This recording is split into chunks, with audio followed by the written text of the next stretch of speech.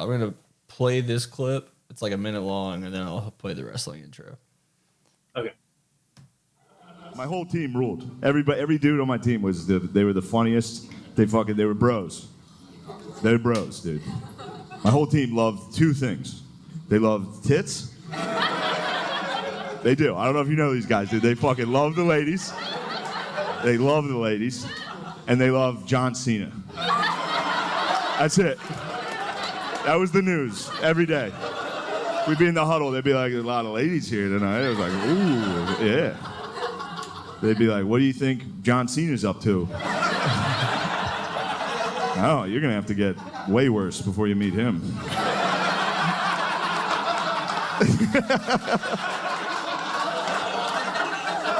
John Cena's like the angel of death for those guys. I told my guys, I was like, you see Cena coming, you get the fuck out of there. He's taking souls with him. That was good. That was good. Yeah. It is time now for your main event. Past the Rock presents Royale. Pay someone who knows how to play guitar. Introducing your host. Let's do that better. From the Dallas-Fort Worth area.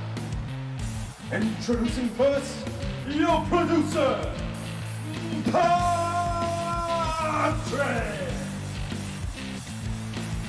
And last, the hater in chief, Caesar. Now ring the bell and start the show. This is Past the Rock. And welcome back to Past the Rock's Wrestling Royale. It's been a very long time since we've been here. SummerSlam? No, what was it called? Backlash. Backlash. Since Backlash, things happen, life happens, and then sometimes there's just like scheduling problems. Listen, we never said we were going to be consistent, and if we did say that, well, it's null and void. I think we said we're gonna, at the very least, cover the biggest events, so we're kind of doing that still. Sort of. So we are now kind of talking about Money in the Bank and SummerSlam, which are two very big events. But we're gonna get the hang of this. Don't worry about it, y'all.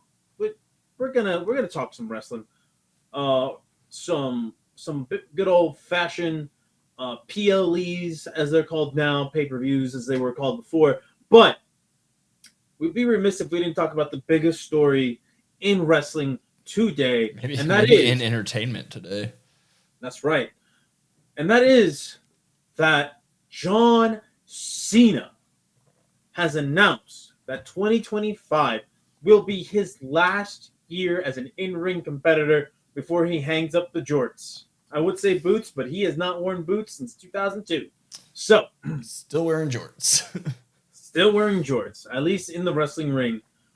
And man, that is a big time story for so many reasons. He has been a mainstay in WWE for 22 years now. Pretty much right when I was bowing out was kind of when he was coming in. Yeah, absolutely. So he's been around the block. He used to be this. It's like a rapper, wasn't he?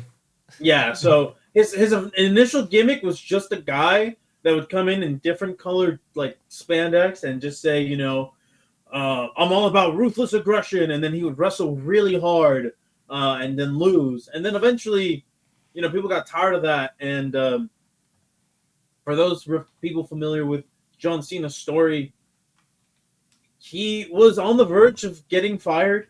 He was going to be fired. He was on a tour in Europe, I believe. And he said that he was listening to some old heads at the back of the tour bus wrestle. And he, or not wrestle, sorry. He was hearing them freestyle rap. And that's when he got in there, did his thing, and it caught the ear of one very important person. That was Stephanie McMahon, who was in charge of the SmackDown show. And from there, his his rapper gimmick took off. We got the Doctor of Thugonomics, the Chang Gang Commander. We got rapper John Cena. From there, his career just skyrocketed to what we know now as just Mr. Hustle, Loyalty, Respect, the guy with the super bright colored T-shirts. Uh, really, just cringeworthy merch. And But fans.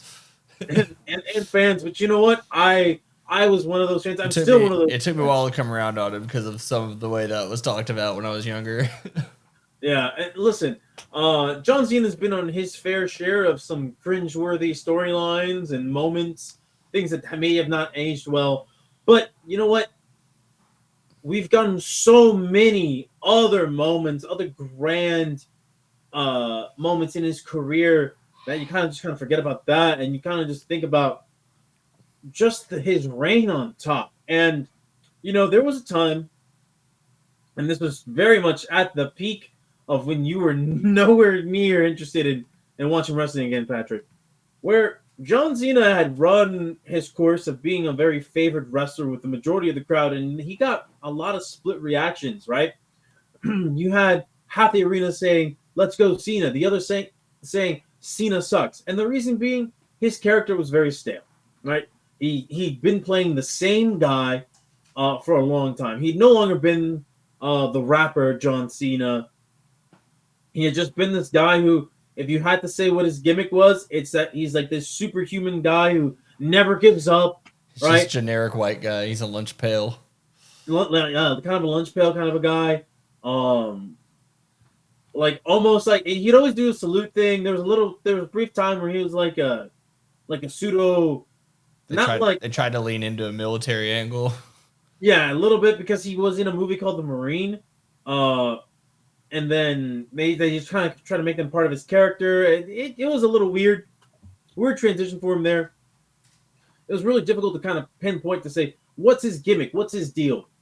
But here's the thing, John Cena stood tall. All right, he never wavered in what he was. He was true to himself, true to his character, the character that he had developed.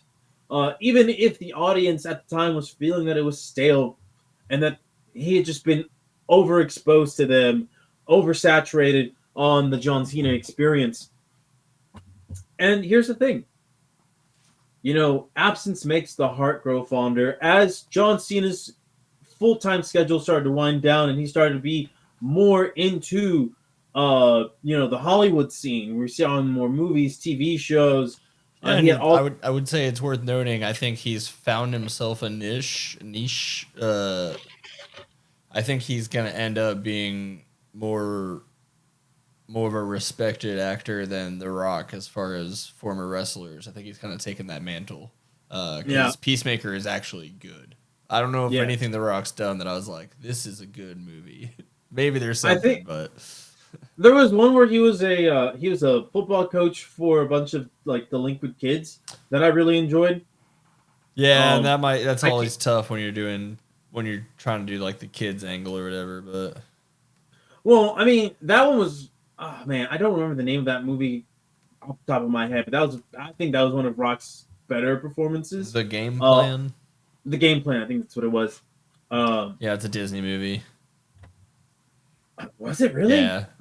Oh, that's wild. I didn't remember that being a Disney movie. Either way, but yeah, John Cena is going to be remembered. Oh, I remember that one. Yeah. Like the daughter. Yeah. Okay. Sorry.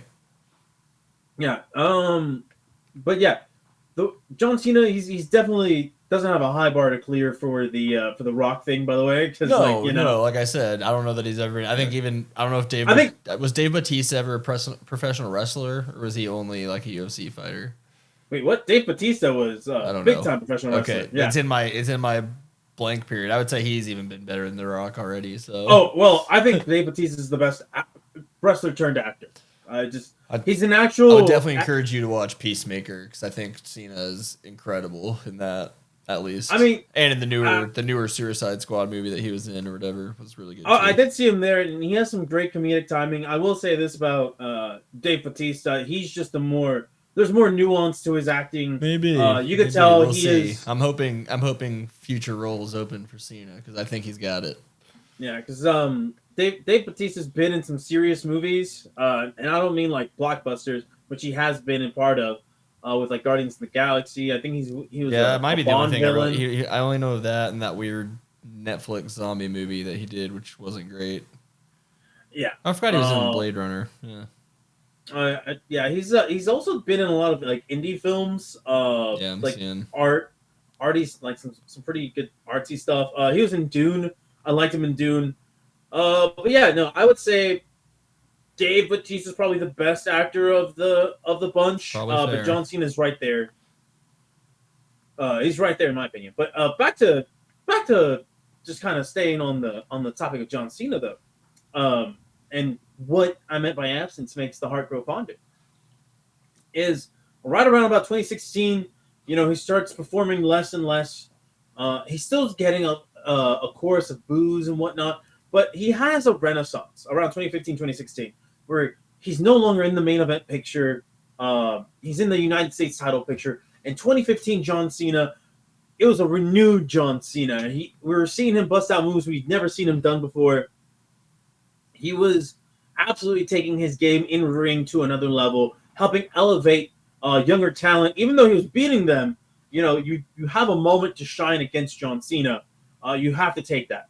And a lot of people did run with it. Guys like Kevin Owens had a great initial rivalry with John Cena, and it really helped elevate him.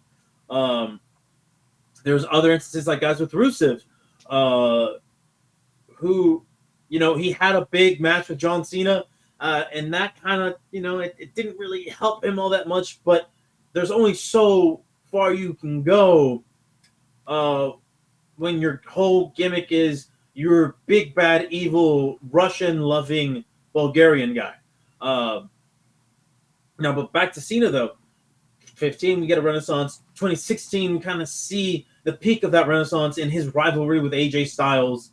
And then 2017, we see less and less John Cena over time because now he's starting to be in more movies. He's starting to be in more TV shows. He's doing more things outside of WWE. So we see him less and less and less. And we see guys like Roman Reigns get pushed to the forefront to try to kind of get ahead of that and replace John Cena as the face of the company. And that goes with its mixed results. But every time we see Cena from here on out, it's less, let's go Cena, Cena sucks, and more like, thank you, Cena. Yeah. And let's go Cena. So in him becoming more absent, the big baby face reactions that he used to get earlier in his career have come back. It's all come full circle. And now, as we know, his career is winding down. He's doing less and less stuff in the ring. The crowd acknowledges everything that he's done, not just for the company, but for their own entertainment, right? Because this guy was a major workhorse for the company for 2 decades. We are talking about absolute psycho dates, wrestling hundreds and hundreds of times a year, rehabbing from major injuries to get back into the ring as quickly as possible. I think a lot of John Cena fans will point to the fact that he came back from a major, I believe it was bicep and pec tear, in less than a year. I believe it was 6 months. I think the average time for that, at least for the standard, was significantly more recovery time. The man was a freak of nature. Still is. He's been regarded as one of the strongest in-ring competitors that WWE has ever had, and he has had some major feats of strength. One of my favorite moments that I remember as a teenager, he had Big Show and Edge on his shoulders simultaneously. That is about 750 pounds, No thanks, man. I'm good.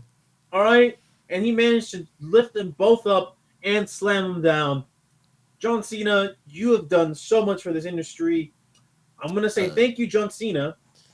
But Patrick, you have some thoughts? I was gonna confirm. By the way, you said so. It was in August of 2013. August 19th, he underwent surgery for a tricep tear. Announced he'd be out 4 to 6 months, and he was back in October.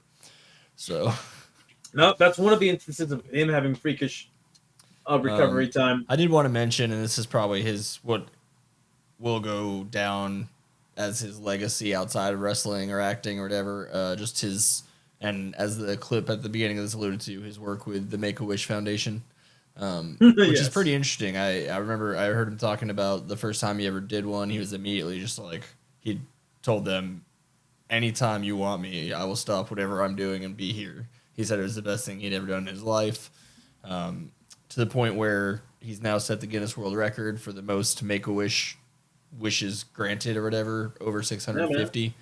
And this is one of the few times where you can maybe put a feather in the cap of something Vince McMahon did, where Cena didn't want anyone to know about it. Him doing all this work with Make-A-Wish, and Vince McMahon's like, you're doing a disservice to Make-A-Wish by not making it more public that you're involved. So that's how even the word got out there, was like, he wanted to be humble about it, keep it, I'm just doing this to do the right thing. And they were like, no, you can bring more to it by letting everyone know, hey, even John Cena's here doing this, you can help out too, or whatever. Exactly. So worth noting that he's at least seemingly a nice guy who's putting in the work to give back. Absolutely. And, there's so much that can be said about John Cena, his career, the rivalries that he's had on our television screens with guys like Randy Orton, Triple H, CM Punk, AJ Styles. He's had The Rock. He's had a long list of very notable rivalries that has brought us all varying levels of entertainment, joy, and whatnot. I could genuinely do like a 2-3 hour video on just John Cena's career, but we're not here to do just all that. We wanted to acknowledge John Cena. Feel free to do that. I'll post it. I'll edit it. Just I won't be here for it. No, that's fair. That's fair. I would need to download a shit ton of clips, which would probably take multiple days. And they get immediately blocked. Yeah, no, there's ways. There are ways. But just as a John Cena fan, one thing that I will say before we continue on with the next topics is that I'll never forget John Cena played a big part in me coming back into wrestling around 2004. I believe I was kind of done with wrestling for about a year and a half. Right around at the start of his career. So at 2004, he was, the doctor of thugonomics. He was the rapper. He was doing this right here with his pinkies. He was doing that, right? He had a big chain around his neck, with a master lock. And then, his move now known as the Attitude Adjustment. Are you seeing that? Oh, so funny. Yeah.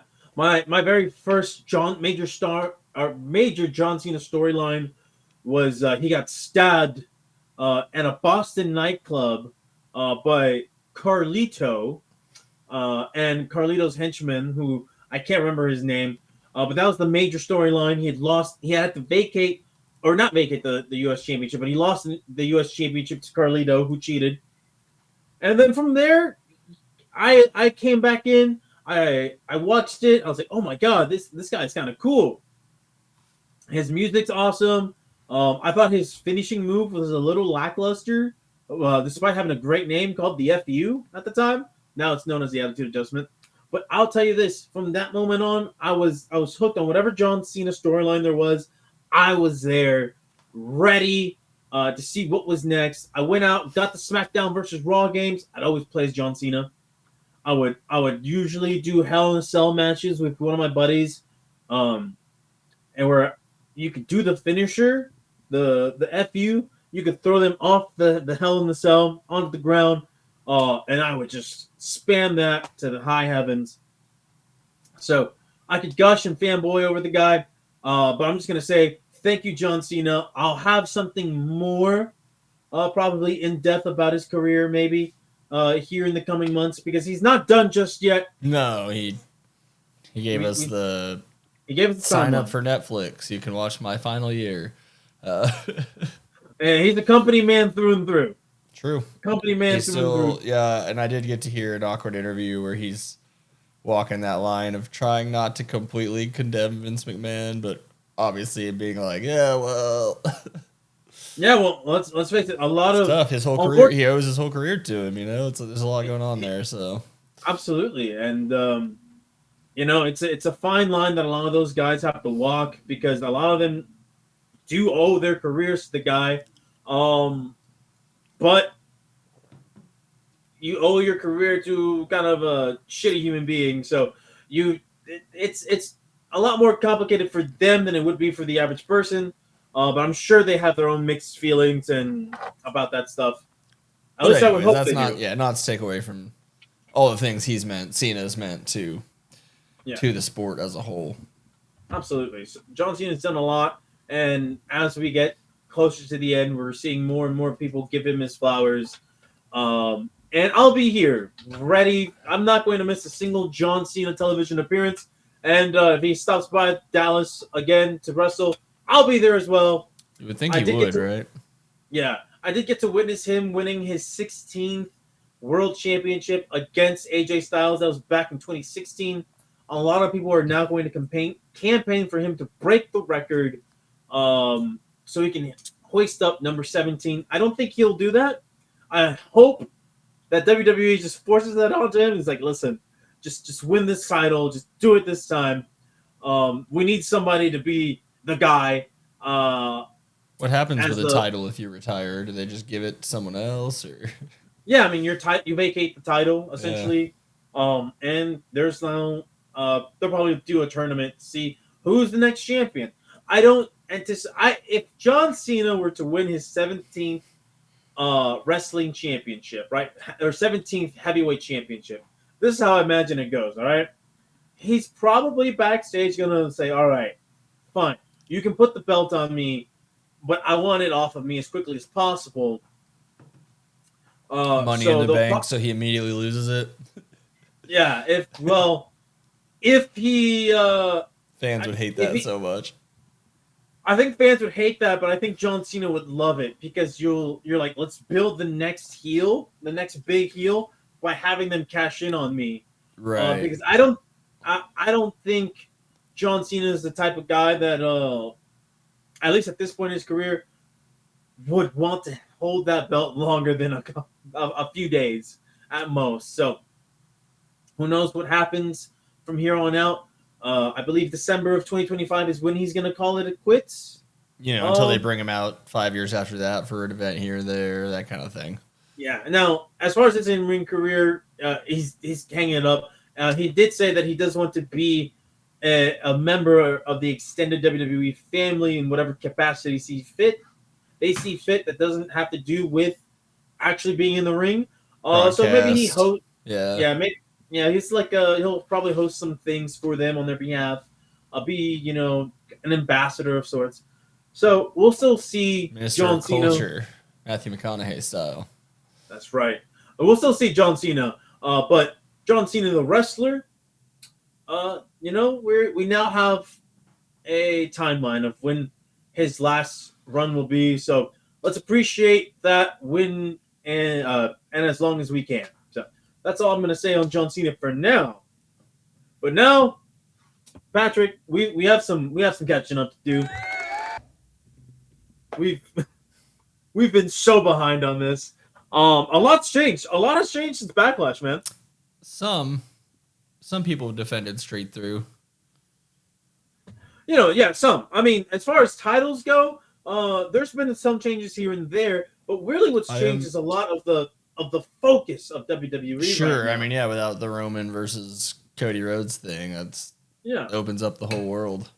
I am a little upset. I've missed Cody Rhodes beating Jake Paul. Logan Paul, damn it. I always get him wrong. I bet that was pretty funny. That was King of the Ring. That was King of the Ring. King and Queen of the Ring. Yeah, sorry. No, you're fine. I don't know what that means, King of the Ring. All right, so that's another fight that happens later that's Gunther versus Orton. Yeah, that was Gunther versus Orton. So let me give you a quick Spark Notes version of what King of the Ring is. So before, King of the Ring has had its moments as a standalone event, and sometimes it has been used. The King of the Ring has been used on things like Monday Night Raw, SmackDown, other shows. Lately, they have been treating it as a premium live event or pay-per-view, as however you want to call it. And now they've added the Queen of the Ring to it as well. But basically, what it was, what it's always been, is just kind of a tournament, not to crown a champion, but just to be, you just were known as the King of the Ring. So you'd have all just these. Another type of title, yeah. It's not even necessarily a title, like a physical belt. It was just literally like the title. You are the King of the Ring. For a while, they had this like really corny fake crown that they would put on the guy. But really, what it was meant to do, at least for the wrestlers themselves, the winner of the King of the Ring was kind of just supposed to be like a moment of, okay, we are now going to make you a focus. We're going to hope that through your performance in King of the Ring, you connect with the crowd, and we can give you a push to either, the world title picture or intercontinental title picture. Just a meaningful spot on the show, right? Okay, so it's a showcase. It is a showcase. The most famous instance of King of the Ring really making a wrestler was Stone Cold Steve Austin. Stone Cold Steve Austin, before he was Stone Cold, right? Before the Stone Cold character really came into its own, won King of the Ring. He faced off against Jake the Snake Roberts, who at this point in time was like a Bible thumping kind of a guy. And Stone Cold gets interviewed after he wins King of the Ring, right? He cuts his most famous promo, which is the Austin 316. Maybe one of the most illegally reprinted shirts of all time. That's right. And from there, a star is literally born. Okay? At least that's how history remember it. Obviously, there was some build-up to what ultimately became the Stone Cold character. But that's where it all started, and King of the Ring was very instrumental in doing that. King of the Ring results, however, for other wrestlers who won the thing, have been mixed, right? Okay. The last King of the Ring before Gunther was Xavier Woods of the New Day, and that went nowhere for the guy. He was still part of New Day. He didn't really get to challenge for a singles title. He did get to have another championship run with Kofi Kingston as part of the New Day. Another tag team title win under their belt, but really nothing of note really happened for the guy. But now King of the Ring for this year, right? The winner of King of the Ring this year got to pick their choice of heavyweight champion, or rather, they earned a match for their brand's heavyweight champion. So Gunther beating Randy Orton means that now Gunther, who is on Raw, can challenge for the World Heavyweight Championship at SummerSlam against who current champion is Damian Priest. Yeah. That is right. And it's going to be a one-on-one matchup, and I am excited for this. Okay, Gunther is an absolute stud in the ring, a workhorse. He's just really freaking good. I'm really upset with myself for missing this particular match because it's two of the best that WWE have, and one of the best that's ever done it in Randy Orton. Yeah, so that was my question: is how do they pick who gets to be in this fight? Did they do fights leading up to it? Yes, sir. There was a tournament of some sort that leads into it. Okay. Basically, you have qualifying matches, right? And then as those does happen throughout like SmackDown and Raw. Yep. Okay. Correct. So as they go through their qualifying matches, you finally get your final competitors from Raw and SmackDown, and those two face off in the King of the Ring final. And it led with Gunther becoming the number one contender at SummerSlam. So we missed out on that. We missed out on Cody Rhodes and Logan Paul in a WWE championship match, right? Yeah. Yeah. It weirdly enough, and I mean not too weird, but they want to protect Logan Paul. All right. So this all happened in, I believe, Saudi Arabia. It happened in Saudi Arabia. So Logan Paul having some sort of star power, being of notoriety, they wanted him in this spot, but they wanted to protect his status as a legitimate threat as a wrestler. So they didn't put the U.S. title on the line.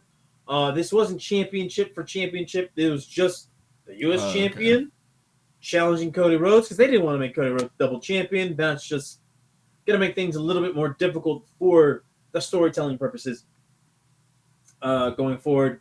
And another thing to note that we missed on King of the Ring, Sami Zayn. They called it a championship match.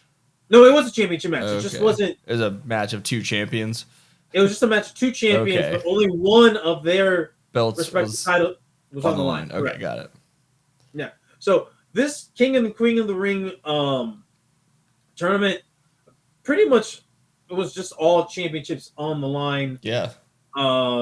With the exception of the King and Queen part. Nia Jax is the Queen of the Ring, so she'll get to challenge the women's champion on SmackDown at SummerSlam. I don't know her or the girl she fought. Lyra Valkyria. Listen. Nia Jax, she's part of that Samoan bloodline. She's actually more closely related to The Rock. I think she's like second cousins with The Rock. Something like that. Australian. Yes, Australian born. Listen, she's been doing some great work in her return. I highly recommend just watching some of her work of this year if you ever get a chance. She's a big powerhouse wrestler, and she's just been really, really improved in every aspect of what it means to be a professional wrestler at this level. Her mic work, her in-ring work, her presentation. So, all good on that end for her. But yeah, King and Queen of the Ring seemed like a good show. Kind of wish I had the time to consume watching that. I will at some point. And the last two quick notes on that was just the Women's World Championship or whatever. Becky Lynch lost that to Liv Morgan. And then the women's tag team, at least through King of the Ring, Bianca and Jade defended their title. Yep, they defeat. Oh, and I forgot the international. Zayn defended. I was confused about this because there's three guys. Yeah, it's a triple threat match. So just whoever pins somebody. Yep, that's exactly how that works. I remember that from previous matches. Okay, cool. Yeah, so Sami Zayn defended his intercontinental title against Chad Gable and Bronson Reed, and that led to a Chad Gable heel turn of sorts, which has been a pretty decent subplot story going on right now. But we'll talk about that a little bit later, maybe. I was gonna say because they pretty much rematched that at Clash at the Castle. Those two guys, right? Zayn and Gable. Zayn and Gable, yeah. So for the same title. Yes, for the same championship match, but this time, Chad Gable got his one-on-one match for the title. Now, speaking of Clash of the Castle, let's get into it, right? So, the results of this, and if you're watching this, you probably already know the results, but we're playing catch up here, and we want you to join us. We're also doing wrestling knowledge because I have no idea what an I Quit match is. Yes, this is all part of Patrick's ever-growing expansion of wrestling terminology. So, I Quit match, very, very simple match, actually. So, the rules for this, Patrick, the first wrestler to say I quit loses.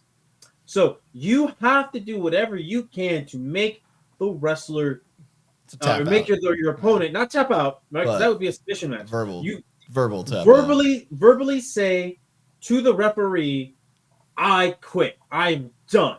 Right? So, Cody Rhodes, AJ Styles, these two guys, they're old school wrestlers. This is a match that they were both meant to be a part of. Again, a match that I missed out because life has me doing a lot of work and not allow me to watch as much wrestling as I would like. And then Cody Rhodes, of course, defended his championship because if he's going to lose this championship, it's going to be at a major event. It's not going to be at Clash at the Castle. Not to call it Clash at the Castle a small time event. It is certainly big for the European audience. It's not a major, but yeah, it's not one of their major shows. Then you have attacked the next match was the Unholy Union of Albo Free and Isla Dawn. Don't know who they are. Yeah, this is a triple threat women's tag team match. Indeed. And Bianca Belair and Jade Cargill lost their championships. What this means, Patrick, at least for Jade Cargill, is they are about to set her up for a singles run. Okay? They don't like having singles also holding doubles titles.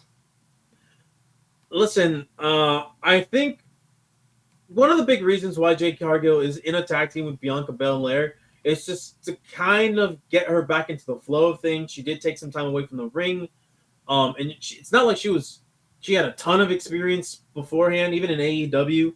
But we all recognize Jade Cargill as a star in the making. So how do you get somebody with limited ring experience caught up to speed? You put them in a tag team with somebody who's very capable, Bianca Belair being that type of person. And now, you get the titles off of them, and you set up a future singles run of sorts for Jade, because you have a star in the making here. Like, you look at her and she looks like a future face of the company. Yeah. She's gonna be the cover of the game one day. Absolutely. She's going to be on the cover of all of their tour buses, their video games. She's going to be the representative on ESPN interviews and things like that. It's happening sooner rather than later. So the next thing, though, we're talking about... Here's those two people you've never heard of. Oh, Alba. Yeah. They look like the exact same person, basically. Basically. And no disrespect to them, I need to catch up. There's a lot of wrestlers. There's a lot of wrestlers, and there's a lot for me to catch up on.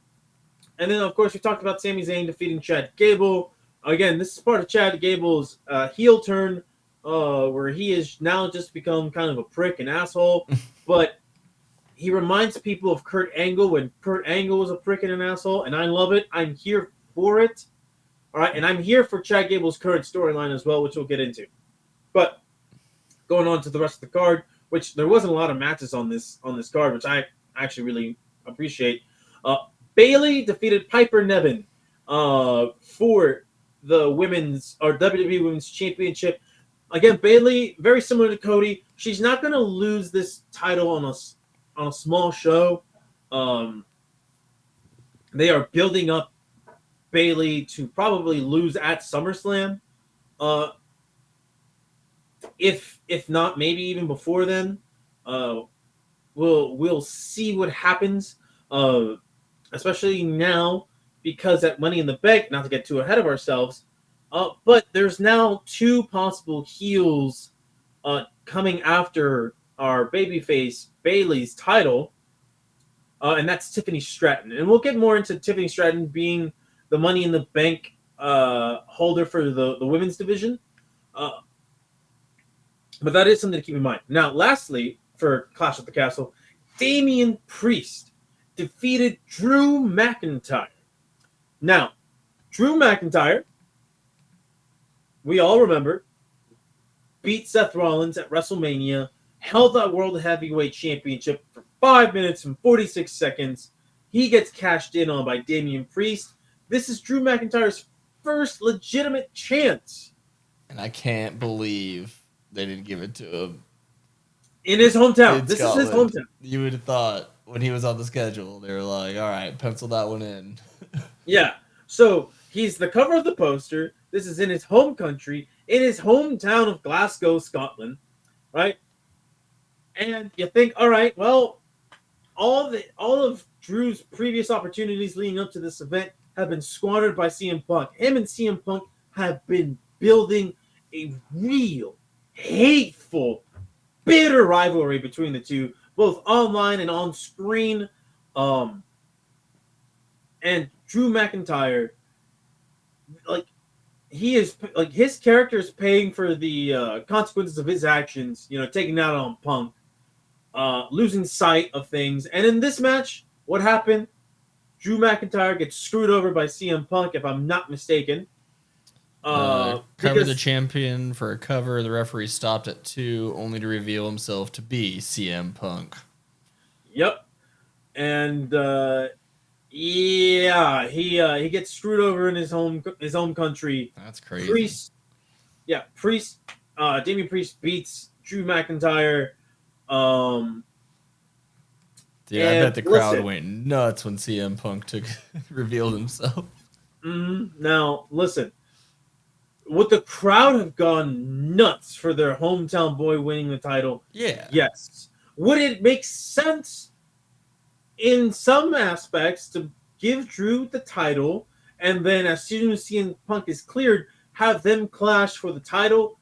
Also, yes. However, this is personal. At least as far as their on-screen characters are concerned, this is personal and it's going to run deeper than anything the belt, the World Heavyweight Championship could add to this at all. Okay, or add to this story. Matter of fact, I think it would take away from their rivalry. So until Drew McIntyre and the CM Punk feud goes away, neither one is going to be in the heavyweight title picture, which is unfortunate for Drew McIntyre because I genuinely want to see him be rewarded for all of his good character work that he's been doing. All of his he's just been a great watch, not just on TVs but on social media as well. He's really locked in and focused in on on his heel character, his heel persona, in a way that I haven't seen in a hot minute from most wrestlers right now. But as much as I want to see him rewarded, I love where this is going because this is building to something way bigger than the belt itself right now, which is unfortunate for Damian Priest because he's kind of thrown to the wayside, despite this being his moment at the quote-unquote top, right? But he's not the top story on Raw right now. It is Drew McIntyre and CM Punk. And now, after last night... I say the way they handled this, so Damian Priest accidentally punches the official who falls out of the ring, and they're like, "Oh, you get medical attention for him." And then later, see McIntyre's on top of him, and the broadcast team's like, "There's no official." And then someone runs in, starts counting, and you only see him from the back. Mm-hmm. And then he stops counting, shows that it's CM Punk. Yeah, cool. Yeah. Now let me tell you this, and before we even get into Money in the Bank, and kind of talk about the what's been happening here. So, in storyline, Drew McIntyre is currently suspended because he hit Raw General Manager Adam Pearce, right? Hit him with an elbow. He's been really disruptive and unruly. And I just think to myself, you know what? Drew McIntyre is absolutely justified in putting his hands on his boss right now because think of it this way. CM Punk has interfered with Drew McIntyre's matches, costing him either an opportunity at the title or the title itself. And Adam Pearce, being inept, has done nothing to prevent this from happening, right? And just Adam Pearce is like, well, you shouldn't be being, you shouldn't be an asshole. One of the times it was Drew McIntyre's fault though when CM Punk had the cast on.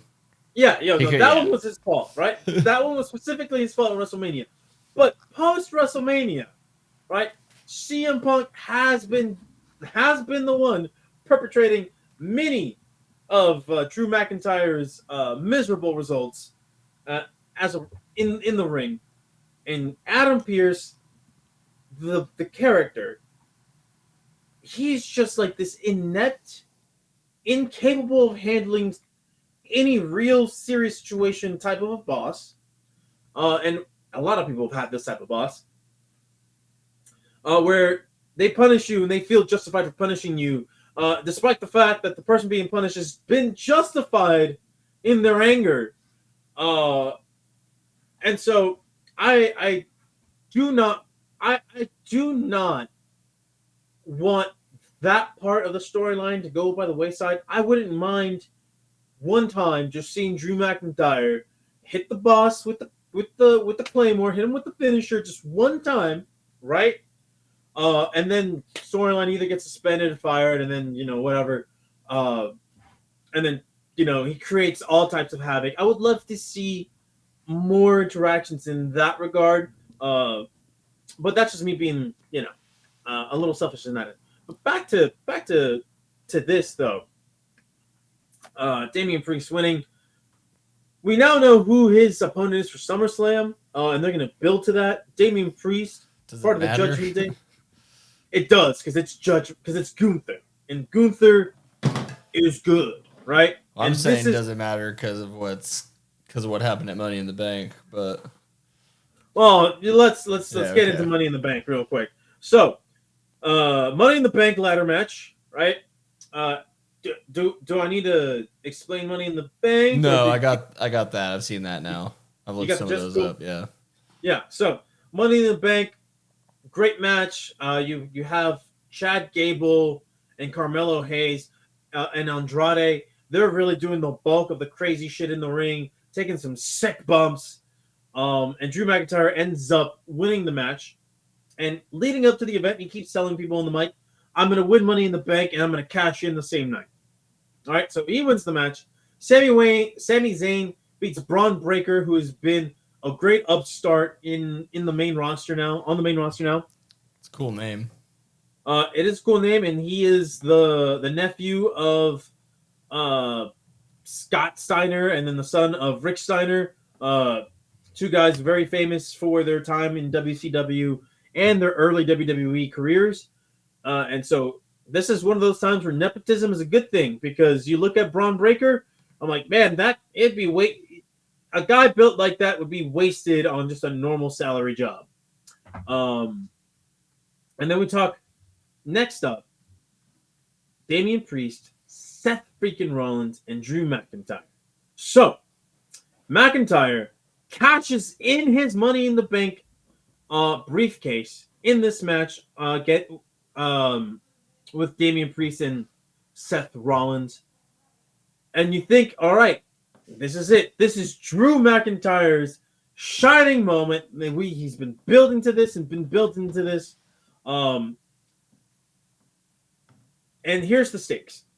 Priest, if he loses the belt, had to leave the Judgment Day. And if Priest won, Rollins would never challenge for the title again as long as Priest is champion. Right? So, Drew McIntyre cashes in towards the end of the match, and it looks like he has everything set. Everything is ready to go in his favor. He's going to lift that belt over his shoulders once again, and CM Punk rolls out of the ring. Costs this man the match again. Right? He takes him out of the match, and Damian Priest gets the win. Defends its championship thanks to the help of CM Punk. And yeah, Drew McIntyre just, man, that guy's Making him a schmuck. Yep, they're making him a schmuck. He is also a ticking time bomb, at least as a character. Yeah. Before it really gets bad, and it's already gotten bad. So he's been suspended in storyline for an indefinite amount of time. So we'll see when he resurfaces. I imagine it'll be at SummerSlam, and who knows? We'll talk about the potential matchups that he has at SummerSlam waiting for him. But first, let's finish off the rest of the card here. We had Tiffany Stratton, who won the women's Money in the Bank ladder match. Now, I sent you a really funny little thing on Twitter where it says my favorite gender is women wrestlers trying to absolutely kill each other in the ring. That's what this match was. Okay, I've seen all the clips from this one. Those women were doing some absolute heinous things to each other in that ring. I applaud them. I want to watch that match. As far as the winner goes, Tiffany Stratton. You know what? It's Tiffy time. It's Tiffy time. It is Tiffy time. Listen, I wouldn't have been mad if, say, Chelsea Green won.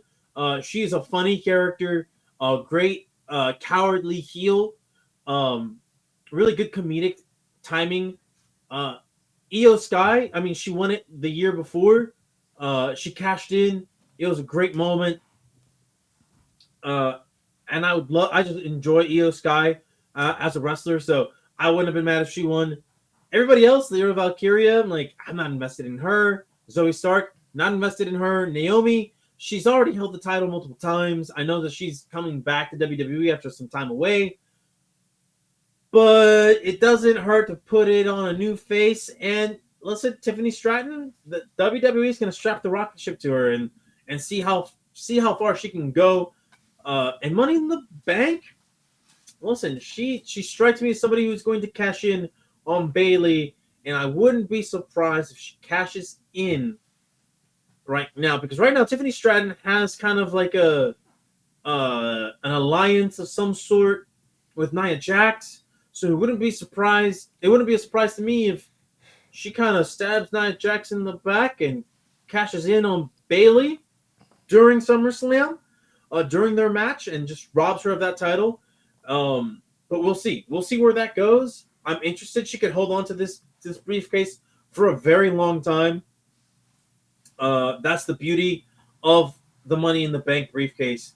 You can use this plot device, which is basically what it is, any way you want, whenever you want, however you want.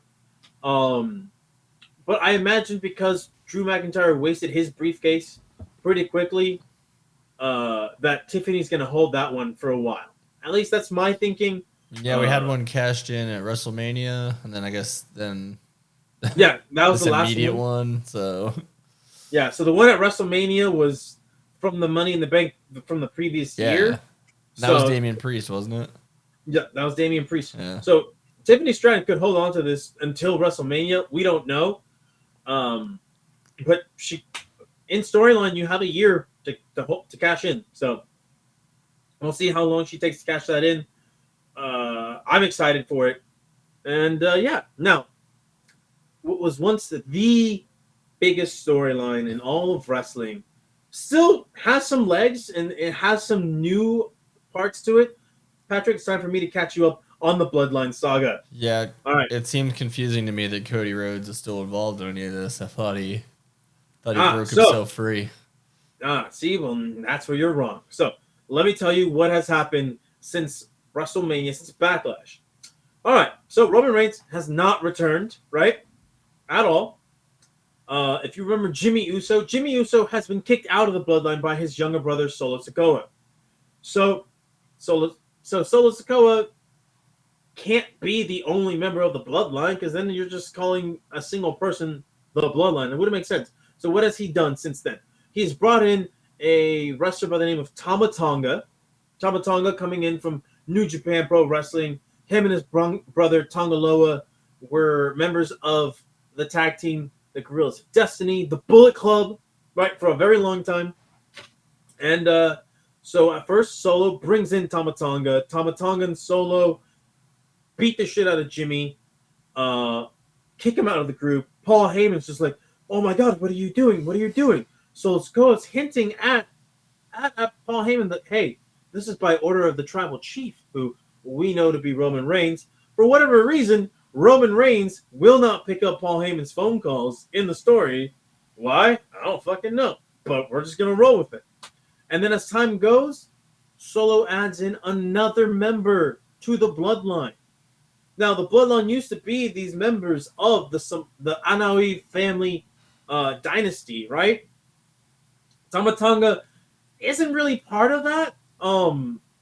His own bloodline is family friends with people in the Anoa'i Samoan dynasty. But Tama Tonga, he himself is Tongan, right? He is a Tongan man. And so is his brother, Tonga Loa, who used to be in WWE as a guy named Camacho. So they had a Tongan dude play a Latino Cholo. It was very funny that they tried to make that work. Either way, Tonga Loa joins in the Bloodline. And yeah, now you have Solo Sikoa, Tama Tonga, Tonga Loa. You have one Samoan, two Tongan guys. And now you're back to three people. And what happens next? Well, they are feuding with Kevin Owens, Randy Orton, Cody Rhodes. And here's the thing. It doesn't just stop with one person, Patrick, or with Tonga Loa being added to the picture. No. What happens next is that they add in Solo Sikoa's, I believe, actual first cousin, Jacob Fatu. Jacob Fatu may not be a name that you are familiar with. It may not be a name that a lot of people are familiar with, as he has been in the independents for a long time. But he is a freak of nature. Patrick, I implore you, whenever you have a chance, just look up Jacob Fatu highlights. I've got his Wikipedia open right now. He's the son of Sam Fatu and the nephew of Rikishi and Umaga. Yes, so as the nephew of Rikishi. So he's a direct cousin to the Usos, Mm-hmm. once removed from Roman Reigns, and he's a direct cousin to Solo, yeah. Yep. And so he is what helps keep the bloodline actually the bloodline. Tama Tonga and Tonga Loa, they're just kind of, let's just call them family friends. All right, let's just call them family friends as how they're related to the bloodline. All right. Now, did you see that little picture of Camacho?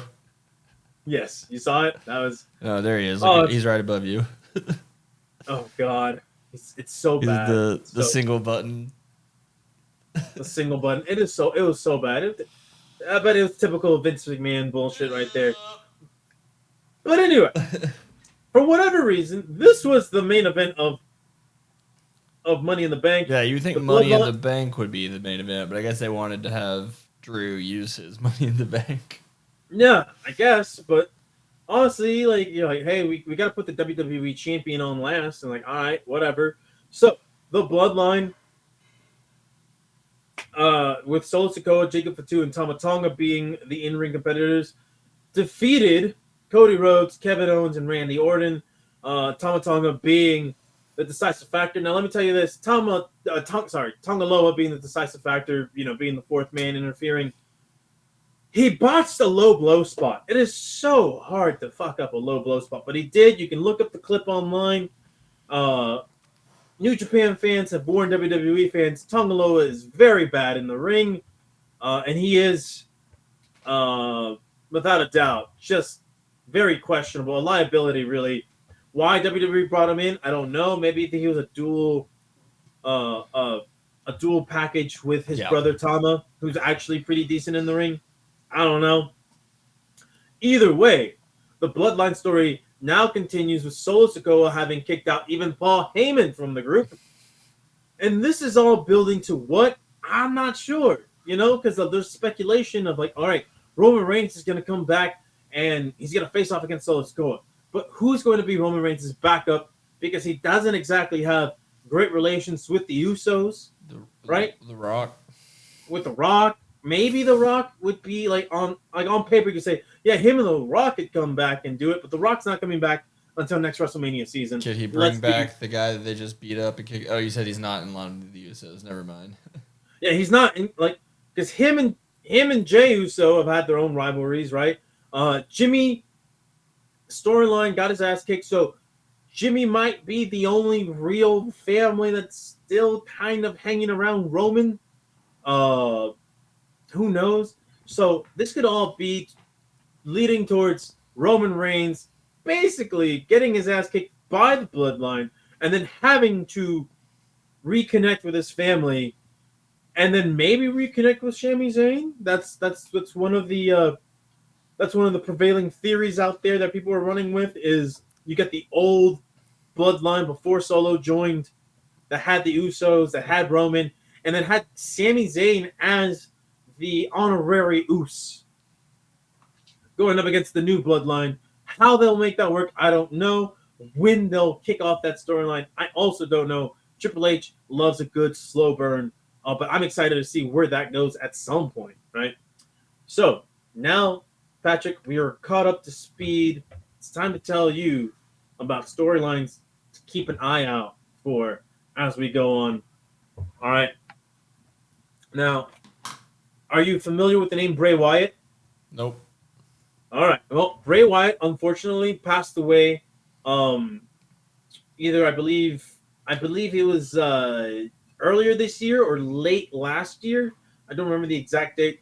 But he was known as the Fiend, the Eater of Worlds. He had this great supernatural, creepy guy gimmick. Um, and his real life brother, who wrestling name was Bo Dallas. Yeah. He had been teased as coming back as part of Bray Wyatt's storyline, where, all right, Bray Wyatt and the Fiend are partnering up with a guy named Uncle Howdy, right? And unfortunately, Bray Wyatt, gets ill and passes away prematurely. And there's been speculation as to, are they going to honor his legacy and continue on through his brother, uh, Bo Dallas? Real life name, I believe, is Taylor Rotunda. Um, what are they going to do with that guy? What are they going to do with the Uncle Howdy character? Uh, there's so much to be determined at the time of his death, like what's going to happen with that angle, that gimmick. And well, we've now gotten some answers. So WWE has created a new faction called the Wyatt Six, and that is SICKS. Well, it's SICK and then the number 6 for an S. Well, Depending stylized. on how Yeah, stylized, yes, but the way you want to pronounce it is, is the other way. And it's gonna be a group composed of Bo Dallas Taylor Rotunda portraying the Uncle Howdy character, former Wyatt family member Eric Rowan, and then wrestlers Dexter Lumis, Joe Gacy, and Nikki Cross. Now, they have been tormenting lately Chad Gable. It appears that a lot of the focus of this group is attacking wrestlers who have betrayed their family, right? Bloodline. Well, maybe we could get that. We could get that later down the road. But right now, Chad Gable, who had his own faction called the Alpha Academy, right? He's been a dick. He's betrayed them. And whenever the Wyatt Six made their appearance, right? Because they've been teasing it for a few months now, through cryptic videos and little moments of static on TV. Well, listen, they beat the shit out of Chad Gable. They show him backstage. His head is just bleeding, and you're like, oh, did they kill Chad Gable? They killed Chad Gable. Chad Gable, of course, this is wrestling. He was perfectly fine the next week, but he's been tormented by them since they debuted on television. And so this may be quickly becoming one of the more major storylines in WWE. I highly suggest that you look up the Bo Dallas Uncle Howdy interviews if you can, Patrick. Okay. I think you appreciate not just the production quality, but the actual character work that's being portrayed on screen, because you can definitely tell that Taylor Rotunda is not just doing his best to kind of carry on his brother's work, but you could see how that is affecting his performance in a positive manner. So there's that to look forward to. And then, of course, I got to talk about the biggest storyline going on right now. It's Drew McIntyre, CM Punk, and now Seth Rollins on Monday, or July 8th edition of Monday Night Raw. Seth Rollins comes out and he calls out CM Punk for interfering in his business. CM Punk's like, hey man, I'm trying to apologize to you, but because it's you, I can't be that sorry, which is a great line. And then Seth Rollins is like, you know what? You stuck your nose in my business, and for doing that, I'm not gonna let you have your way anymore. And so it looks like the rivalry between Drew McIntyre and CM Punk has now just added Seth Rollins into the mix. It'll be interesting to see how this hate triangle, if you'll call it, not a love triangle, nice little hate triangle. We'll see how that one plays out. I'm very excited for that. And then there's another storyline that you should keep an eye out on Monday nights, Patrick. Okay. And that is Dominic Mysterio is in a weird love triangle, an actual love triangle with Liv Morgan Mm-hmm. and Rhea Ripley. Liv Morgan being responsible for Rhea Ripley losing her championship, having to vacate it. And she told Rhea Ripley she's going to take everything away from her. So that being the championship, that possibly being the Judgment Day, there've been hints of a secret romance. Not necessarily just between Liv Morgan and Dominic Mysterio, but maybe Liv Morgan and Finn Balor, who's been butting heads a lot recently with Damian Priest. And last night on Raw, Dominic and Liv were in a tag team match against Zelina Vega and Rey Mysterio. Dominic finally beating dear old dad with the help of Liv Morgan interfering. And then as the match concludes, Liv Morgan is embracing Dominic Mysterio. Out comes Rhea Ripley. Her music plays. And she chases off Liv Morgan. And she is livid with Dominic Mysterio, who has been absolutely inept at trying to get rid of Liv Morgan. He's getting called out for it by the Judgment Day himself. There's a real funny scene, actually. So I'll send you the clip, but I'll tell people watching us what the clip is, and it's Liv Morgan is stretching out Dom in the Judgment Day locker room, and I mean stretching him out, right? It's like, oh man, you have such tight hamstrings. And you're like, yo, look at this is M rated right here. What's happening? And comically, the Judgment Day pops out their head like cartoon characters. Like what is happening here? And Carlito, who was part of the LWO, now maybe part of the Judgment Day, I'm not sure, comes in and he's like, hey man, that's cool. Oh, and then it sees exactly what's happening. He's like, oh, okay. Liv Morgan leaves the locker room, and Damian Priest hounds Dominic Mysterio. Is like, it shouldn't be that hard to take care of the situation, which Carlito then chimes in, looking at Dominic's crotch. He's like, I don't know, it looks pretty hard to me. I was like, oh man, Carlitos, that was a good bit right there. And Dom's like, you're starting to sound like my dad. And because Dom calls his dad a deadbeat. And Damian's like, no, I'm starting to understand your dad more and more. And then Dom is like, you know what? I'm going to take care of this. I'm going to take care of the situation. I'm going to take care of it. Which he said for like the last 3 weeks. So we'll see how this ends, how this weird love triangle ends.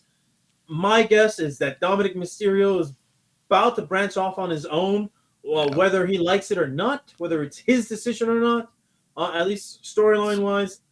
I feel like we are getting very close to the end of the Judgment Day faction, and it's going to end in a blaze of glory, because I have a feeling this is my prediction to you. The next time we talk about the Judgment Day, I feel that Finn Balor betrays Damian Priest. Rhea Ripley just turns her back on Dominic, and that's all you need, because at that point, you have Finn Balor. If Finn Balor betrays Damian Priest, JD McDonough goes with Finn Balor.